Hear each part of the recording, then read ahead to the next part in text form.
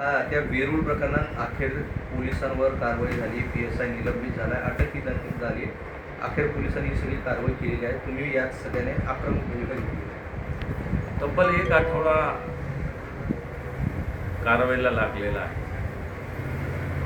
पुढारलेलं राज्य म्हणतो, देवेंद्रजी फडणवीस गृहमंत्री आहेत आणि त्यांच्या खात्याचा कारभार कशा पद्धतीनं चालू आहे. एक PSI विदाउट युनिफॉर्म रात्री बेरात्री जातो काय, सोबत 302 आरोपी वाळू तस्कर घेऊन जातो काय, आणि याच्यावर गुन्हा दाखल 6 दिवस पोलिसांना लागले.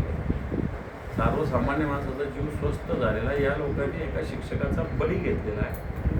मला असं वाटतं यांच्यावर 302 दाखल करावं लागेल. ज्या लोकांचा जामीन झालेला आहे त्यांचा रद्द करण्यासाठी पोलिसांनी कोर्टात गेलं पाहिजे. त्या सगळ्या लोकांना 302 मध्ये जेलमध्ये टाकलं पाहिजे.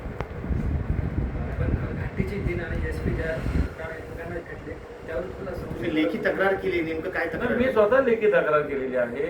जे वैद्यकीय महाविद्यालयाचे अधिष्ठाता आहेत आणि SP आहेत, हे पण मी अनेक केसेस बघतो. आठवड्यातून दररोज मला डीनकडे जातो, मी SP कडे जात असतो, पोस्टमॉर्टम रिपोर्टला जातो. पोस्टमॉर्टम रूममध्ये किती वेळ जातो आम्ही. सगळे डॉक्टर आमच्या ओळखीचे चांगले डॉक्टर्स आहेत तिथले, पोस्टमॉर्टम करणारे एकदम छान आहे, काही इश्यू नाही त्याच्यात. पण असं SP डायरेक्ट डीनकडे किंवा डीन डायरेक्ट SP कडे असं कधी होत नाही. एखादा तपास अधिकारी चर्चा करू शकतो डीनशी. डीनकडे तर जायचं कामच नाही या विषयामध्ये खरं सांगायचं तर.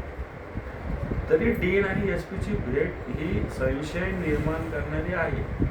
हे मी वारंवार मांडलेलं आहे, मी लिखित स्वरूपात पत्र लिहिलेलं आहे आणि येणाऱ्या अधिवेशनात हा मुद्दा तर मी मांडणार आहे. मी घेणार हा मुद्दा, मी सोडणार नाही.